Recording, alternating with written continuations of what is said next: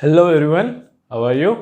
I hope everything is well and good and you are able to do your studies from the safety of your home. Now, in the last lecture, we talked about de Broglie hypothesis.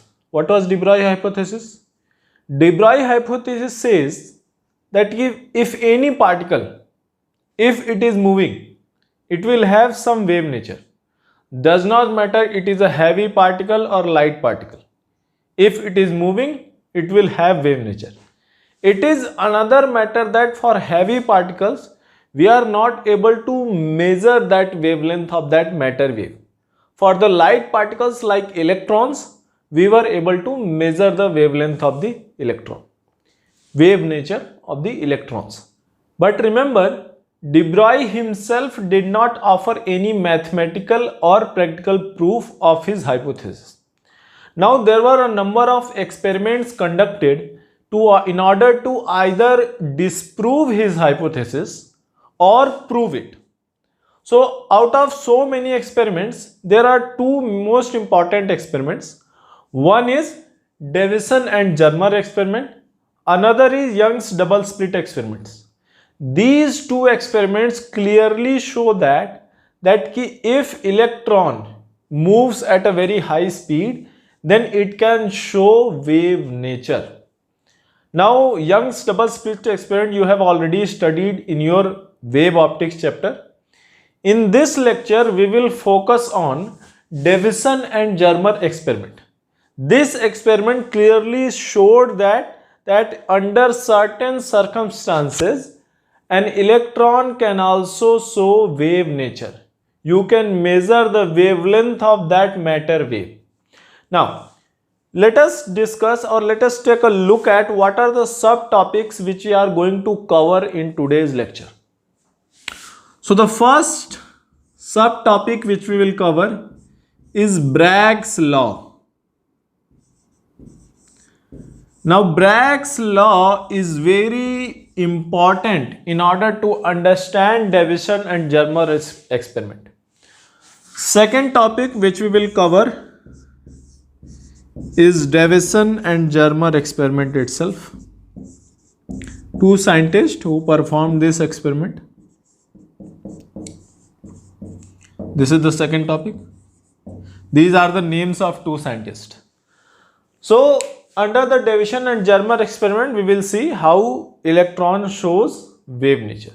And then we will take a look at how this experiment proves de Broglie hypothesis. Now let us first take a look at what exactly is Bragg's law. So here we have taken a metal lattice. For example, in this case we have taken nickel.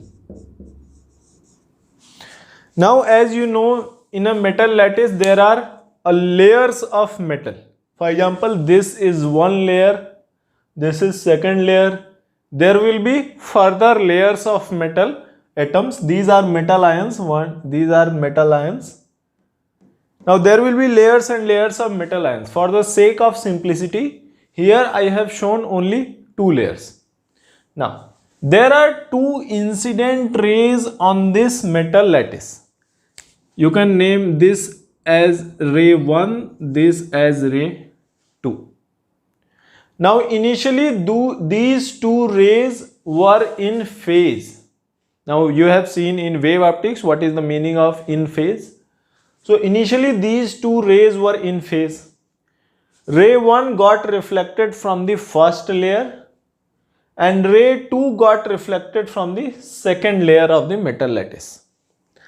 Now after the reflection, they can interfere, and they can interfere either constructively or destructively, depending upon what is the phase difference between them after the reflection.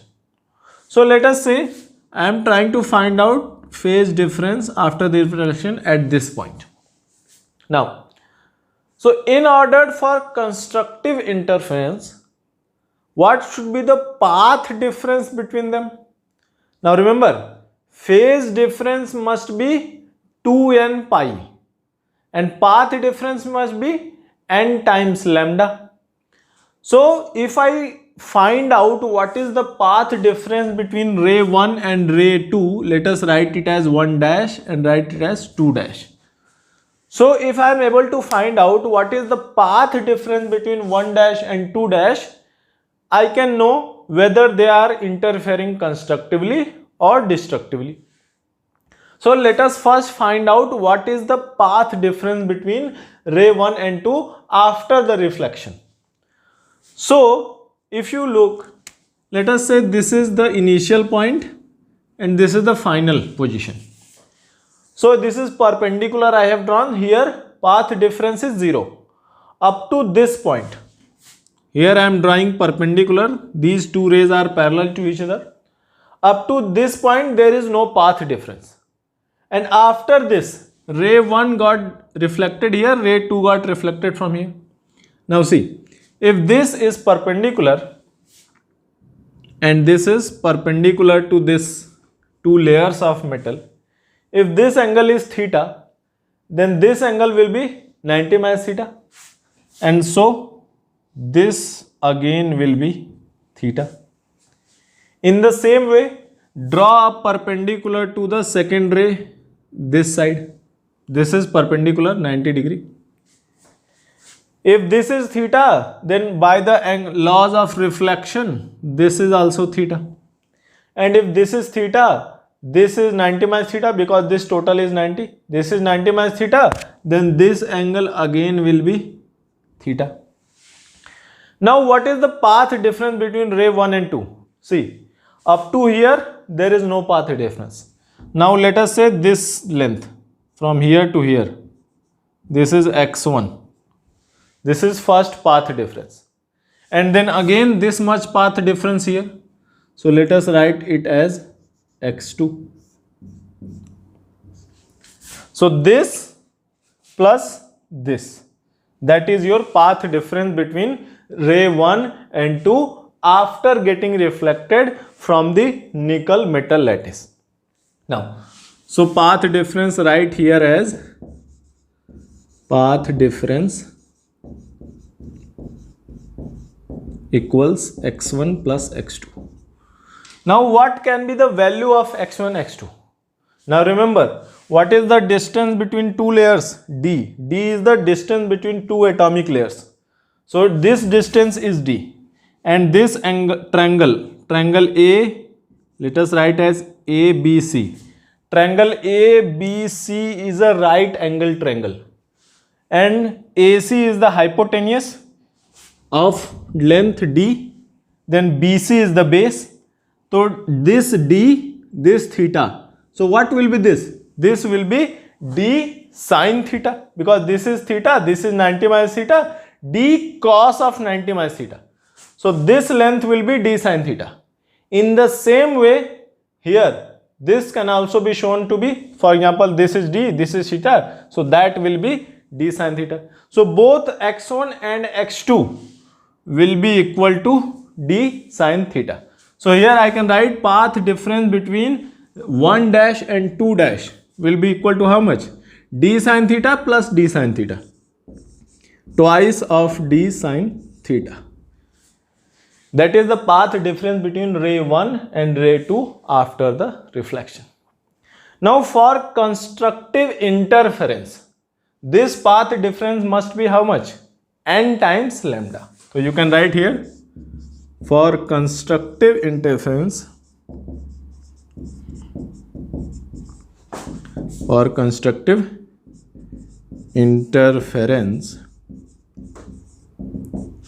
path difference, which is 2D sine theta, must be equal to N times lambda.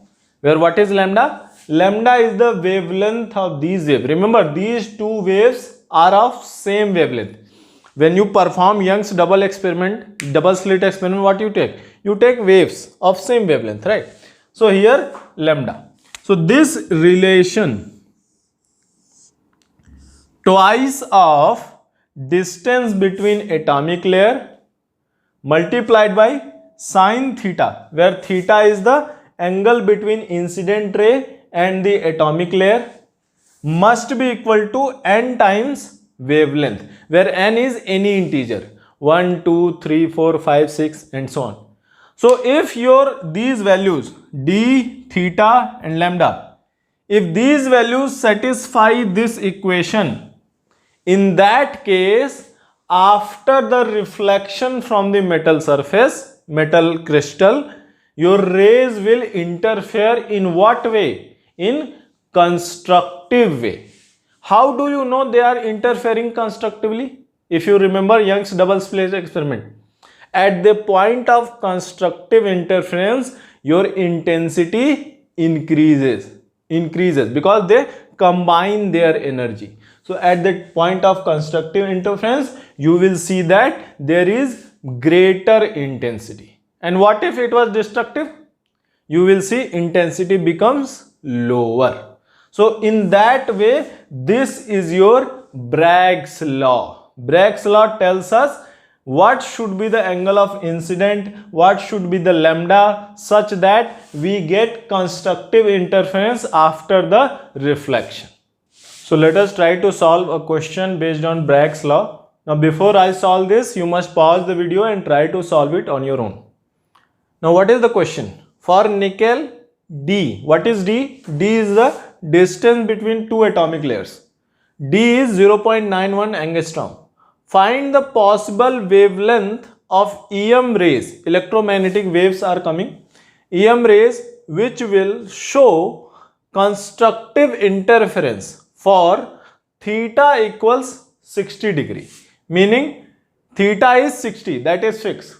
Now what should be the wavelength of these rays such that after the reflection they do constructive interference? Now you should remember Bragg's law. What is Bragg's law? 2d sine theta must be equal to n lambda, where n is integer. Now we want to know the lambda. So lambda must be equal to twice of d. D is 0.91 angstrom multiplied by sine theta. And what is sine 60? Sine 60 is root 3 by 2 whole divided by n. Now n can be 1, 2, 3, 4 and so on. So when you solve this, you will get 1.58 angstrom. That will be when n equals 1. When you put n equals 2, then you will get 0.79 angstrom. When you put n equals 3, you will get 0.527 angstrom. Meaning, for the electromagnetic waves with wavelength this much, if you incident electromagnetic wave with wavelength this much at an angle of 60 degree on what? On nickel crystal, D equals to 0.91 for nickel, on nickel crystal, then you will get constructive interference between the waves after the reflection from the crystal. Now let us take a look at what is Davison and Germer experiment.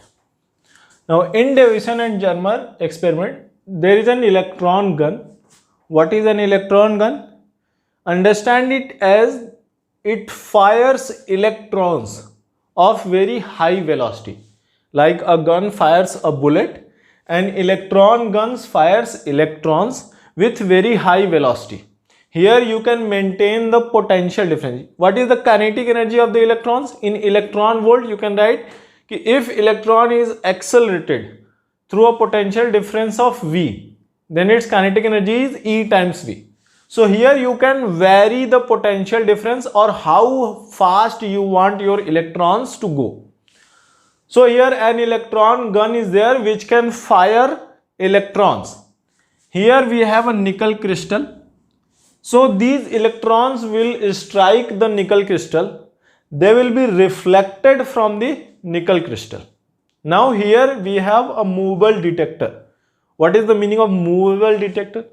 This detector can move in a circular arc like this. Like this.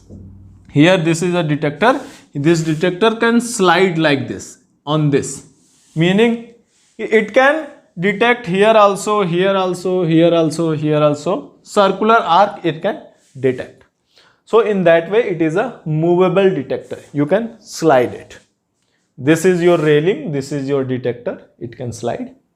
Now what is the Davison and Germer experiment? What are its observations?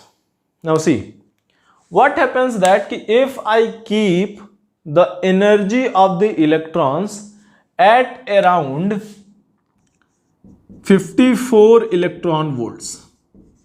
Now you can vary it, but Davison, under the Davison and Germer experiment, this energy electron is important. So if you keep the energy of the electrons, kinetic energy, remember kinetic energy of the electrons at around 54 electron volt, and when you strike the nickel crystal, now remember nickel crystal is fixed, this electron gun is fixed, and when you strike it like this, now when you strike it like this is movable, it can move, you can move the detector. Now see, if electron was a particle, then if you strike it like this, each and every electron should follow a certain path, and you should be able to detect all of the electron at one point. But let us see what was the actual observation. Now let us consider this angle is phi. Angle between where electron strikes and where electron is detected, that angle is phi. Now when you actually perform this experiment, according to particle theory, all of the electrons should be detected at the same point, one point. Meaning, if I detect here, then I should be able to get all the electrons. If I detect here, like this, if I place my detector at this point, then I should not get any electron. All of the electrons should come at this point. But what actually happens? What happens is, if you draw a graph between intensity of the electron, intensity of the how many electrons you are receiving, intensity of the electrons, and the angle, where at what angle you find. This is the intensity of the electron, this is the phi, angle between this. So if you draw this graph in actual experiment, what do you observe is that this intensity varies like this, with maximum intensity at around 50 degree. Meaning, if electron was particle, I should get all the electrons after reflection at one point. At the left of that point, intensity of the electron should be 0.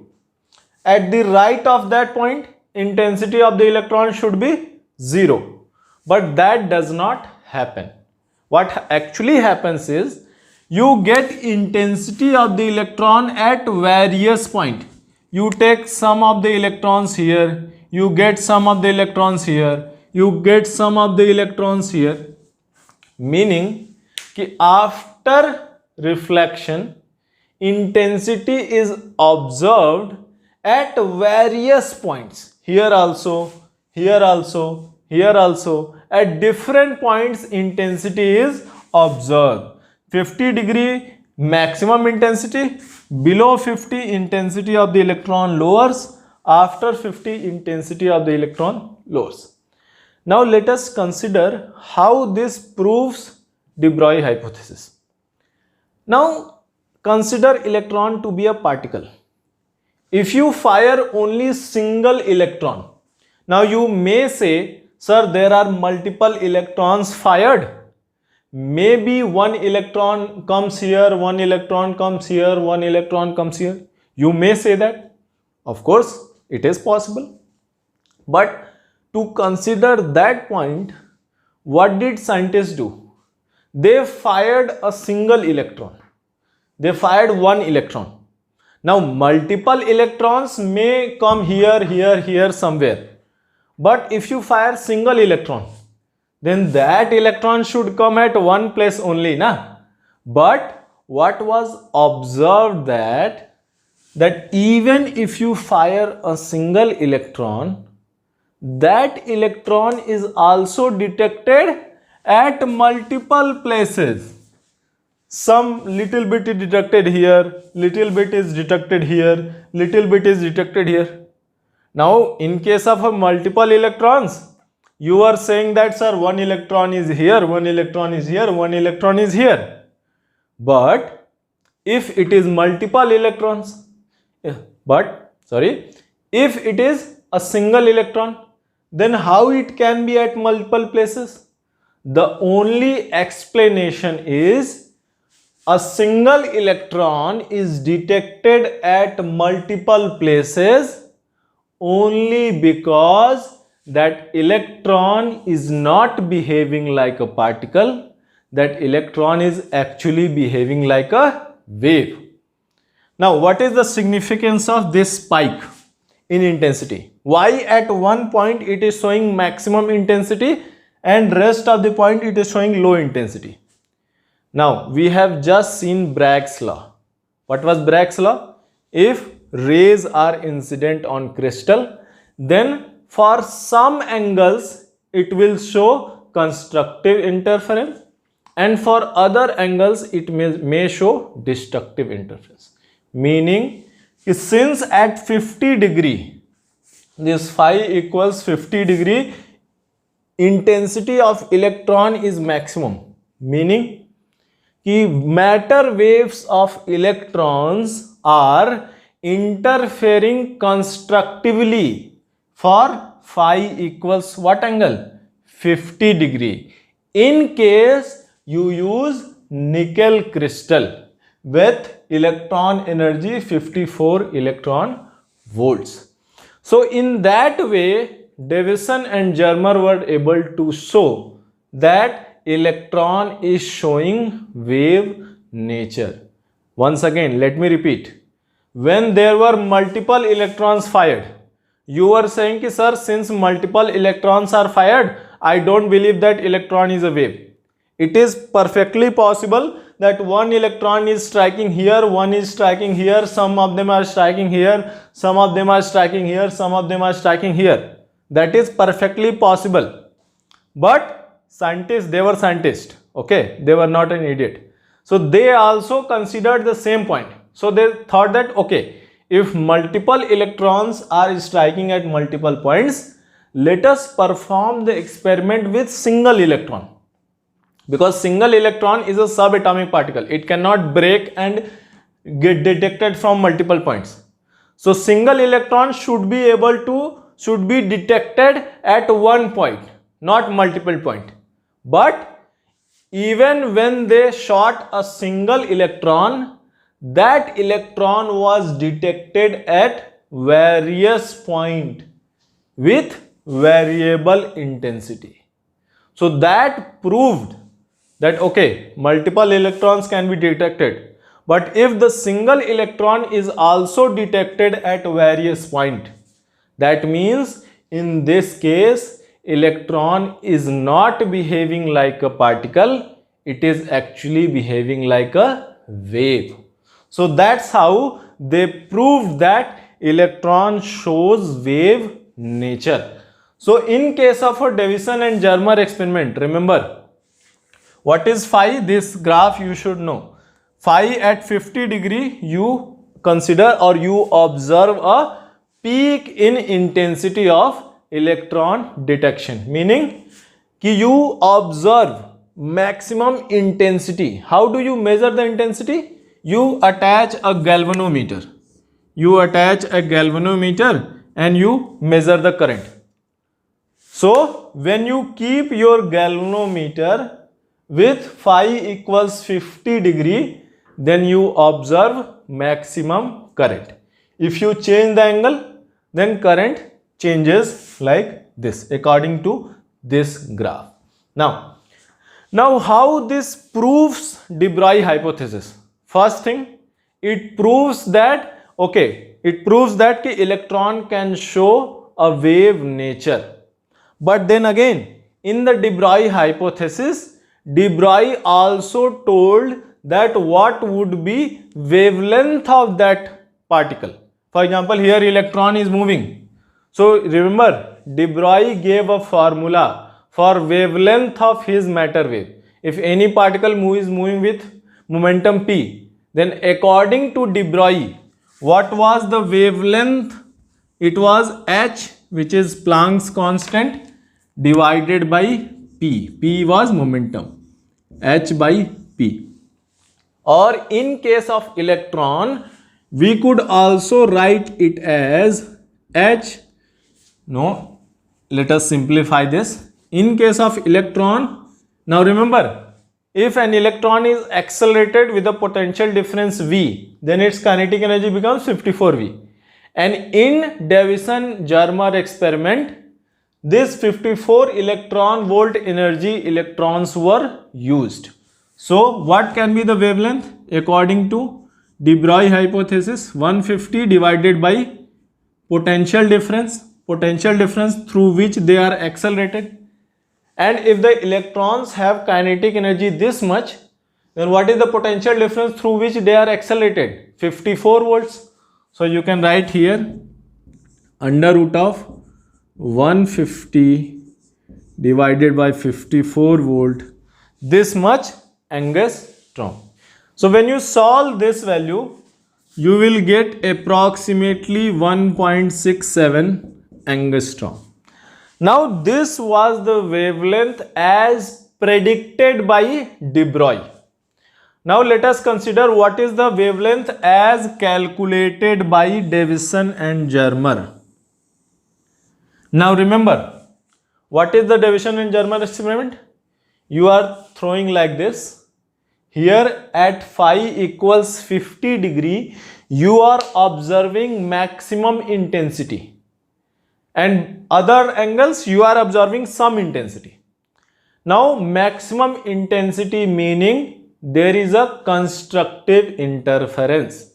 And according to Bragg's law, you know the formula for constructive interference. Now, so let us draw the diagram of crystal once again. What was, if this is the crystal, this is the ray, and this is like reflected. If this was angle theta, then for constructive interference, what was Bragg's law? 2d sine theta must be equal to n times lambda, where lambda is the wavelength. Now remember, here it is the incident ray and this is the reflected ray. So here this is your incident and this is your reflected. And when do you achieve maximum intensity? We just saw the graph. Maximum intensity is achieved when angle is between incident and reflected is how much? 50 degree. So this angle is 50. So if you draw a perpendicular, half will be 25 degree. And this total is 90, so theta will come out to be 65 degree. Now, if I put this value in Bragg's law, what I will get? Twice of, what was the distance between two atomic layers of nickel crystal? 0.91 angstrom. So 0.91 angstrom multiplied by sine 65. Sine of 65. This must be equal to n times lambda. Now here if you take n equals 1, for n equal 1, you get lambda equals 1.65 angstrom. Now remember, in case of a de Broglie hypothesis, you are getting lambda, we just calculated, you are getting lambda equals 1.67, and according to experimental proof, you are getting lambda equals 1.65 angstrom. So these two values are very close. This was de Broglie. According to de Broglie or de Broglie, this must be wavelength. According to Davison and Germer, this must be wavelength. So as you can see, these two wavelengths are very close to each other. So that proved that, okay, what de Broglie was saying was true. Electrons do behave like waves and their wavelength was actually true as given by de Broglie. What was the formula for wavelength as described by de Broglie? Formula for wavelength as described by de Broglie was lambda equals h by p. So this proved that, okay, his hypothesis was true and his formula was also true. So this was your Davison and Germer experiment. Now it may seem like a very complicated topic, no problem. If you are not able to understand it after watching once, you should watch it again at least 2 times. Now in this lecture, we discussed Davison and Germer experiment in detail. But for the exam point of view, you need not remember all the details. You should be able to understand it, of course. But there are certain points which you should pay more attention to, which you should definitely remember. Now what is that? First is Bragg's law. Bragg's law you should remember. 2d sine theta equals n lambda. Now you should clearly remember what are these values. D is the distance between two atomic layers of the crystal. What is sine theta? A lot of students do a mistake that they take theta as angle of incidence. No, theta is not angle of incidence. Theta is the angle between incident ray and the atomic layer. This is theta, not angle of incidence. That is not theta. Theta is the angle between incident ray and atomic layer. Lambda is the wavelength of the wave. N is any integer, 1, 2, 3, 4, 5, any integer you can take. So that is your Bragg's law. Second thing you should remember about Davison and Germer experiment is the energy of electrons. Energy, Davison and Germer experiment was successful when you kept energy of the electrons between 44 electron volt to 68 electron volt. This is given in the books. And under this also, maximum was when energy was kept at 54 electron volt. So when Davison and Germer experiment was successful, when you used electrons with kinetic energy of how much? 54 electron volt. Now third most important thing in this topic is when you observe the intensity of electrons, then you found a graph like this. This graph was varied with highest intensity was detected at what point? When phi was 50 degree. Phi, what is phi? Phi and theta are different. Remember, phi is the angle between incident ray and reflected ray. This was your phi. This is your theta. So that is this. So at phi equals 50 degree, you observed constructive interference. That is why intensity is maximum. So these are the 3 most important things you should take out from this lecture from the exam point of view. Now, so in this lecture, we saw how waves can behave like particle, how particle can behave like waves. So this will be the end of your dual nature of radiation and matter topic.